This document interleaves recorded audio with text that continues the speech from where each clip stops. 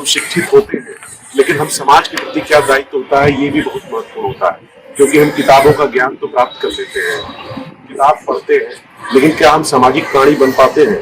क्या आसपास हो रही घटनाओं को देखकर हम आंखें तो नहीं बंद करते?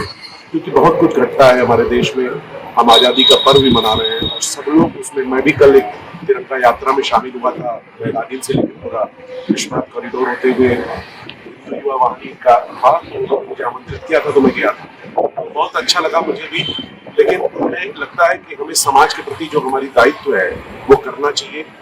और आप जो भी काम कर रहे हैं, जैसे सर ने कहा आईएएस की तैयारी अगर करना है तो उसकी जो रूपरेखा है, सबसे बड़ी बात है 9, 10, 11, 12 यही समय है जो इंसान को उसकी रेखा की तरफ तय करता है कि आप उस समय क्या कर रहे हैं। ये ऐसा तो नहीं कि उस समय आप मोबाइल के से ग्रसित हैं।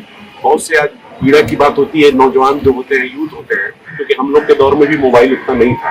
अभी मैं देखता हूँ कि लोग स्मार्टफोन का यूज करते हैं और कई सारे गेम खेलते हैं, बहुत सारे गेम हैं उसमें रहते हैं। सर तो बहुत अच्छी अच्छी बातें बताते हैं, लेकिन क्या हम उसे घर पे जाके अमल करते हैं? क्योंकि सर के पास जितना समय है, जितना वो ज्ञान दे सकते हैं, वो जाहिर सी बात है कि एक्सीलेंट कोचिंग में मैं भी जान रहा हूँ कि देश को बहुत अच्छे अच्छे लोग दिए हैं। यहाँ से पढ़ने के बाद मतलब काफी ऊंचाई पे लोग हैं और अपने अपने क्षेत्रों में हैं, अच्छा कर रहे हैं। तो उस पीढ़ी को आगे बढ़ाने की जिम्मेदारी आप छात्रों की है और उसके लिए हमें पढ़ाई भी करना है, समाज के प्रति जागरूक भी रहना है। क्योंकि जब आप समाज के लिए लड़ते हैं तो आपका आत्मबल और ज्यादा बढ़ जाता है। आपको याद होगा कि आप एक अभिनेता हुए, क्या नाम है उनका, सोनू सूद, जब वो बंबई में इतना त्रासदी आया तो उन्होंने सबकी मदद की। पैसा सबके पास होता है, लेकिन मदद की भावना बहुत कम होती है। उसी समय एक एक्टर था सुशांत सिंह, जिन्होंने आत्महत्या कर दी। सुशांत सिंह ने आत्महत्या क्यों की या क्या हुआ, वो सब साजिश है, वो सारी घटनाओं को आप जानते होंगे, लेकिन वो कहीं ना कहीं अवसाद में जी रहे थे। तो मेरा एग्जाम्पल इसलिए देना है कि आप समाज के लिए अगर जीते हैं तो आपका आत्मबल और ज्यादा बढ़ जाता है। मैं भारत की तस्वीर नाम का एक चैनल चलाता हूँ। वैसे तो मैं मुंबई में 15 साल पत्रकारिता की है, दिल्ली, छत्तीसगढ़, कई स्टेट में रहा हूँ और कई सारे राजनेताओं से भी जुड़ा रहा हूँ, लेकिन अभी एक छोटी सी कंपनी डाली है, मुंबई मेरा हेड ऑफिस है।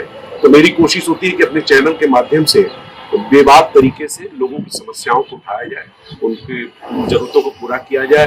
एक एग्जाम्पल अभी देना चाह रहा हूँ कि पश्चिम बंगाल की एक लड़की है रंजीता परमाड़ी, वो हमारे पास आई, उनके साथ अत्याचार हुआ था, वो बनारस में आई, हमें मिली, तो हम लोगों ने कोशिश की कि उनकी लड़ाई लड़ी जाए और हम उनकी लड़ाई लड़ रहे हैं। हमने अमन कबीर की भी एग्जाम्पल दिया था पिछली बार, एक बार फिर हमने अमन कबीर की स्टोरी की, अगर आपको मौका मिले जरूर देखिएगा।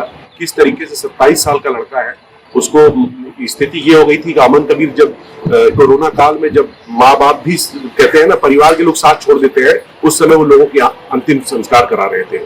और अभी भी सड़क पे जो लोग मिल जाते हैं लावारिस, वो दिखावा नहीं करते। आज समाज सेवा के नाम पे क्या होता है, बहुत से लोग बैनर पोस्टर लगाते हैं, दिखावा होता है। वास्तव में अमन कबीर हीरो हैं। आप कभी मौका मिले जरूर उनकी कहानियां पढ़िएगा। एक लड़का जो बाइक एम्बुलेंस से चलता है, सड़क पे किसी को पाता है, अस्पताल पहुंचा देता है। स्थिति ये हो गई कि एक बहुत बड़े आदमी जापान में मर रहे थे, मरने के बाद उन्होंने जो लिखा, कहा कि 11 एम्बुलेंस अमन कबीर को दे दिया जाए। तो 11 तो नहीं, उन्होंने, अमन कबीर ने 2 लिया। हमारा ये एग्जाम्पल मैं इसलिए दे रहा हूँ कि हमें समाज के प्रति सचेत होना है। जैसे मैं पत्रकारिता कर रहा हूँ बीएचयू से पढ़ने के बाद, तो मैं अभी भी पत्रकारिता के माध्यम से कोशिश करता हूँ कि कुछ अच्छा किया जाए। अब कितना कामयाब होगा मुझे नहीं मालूम। बहुत बहुत धन्यवाद सुनने के लिए।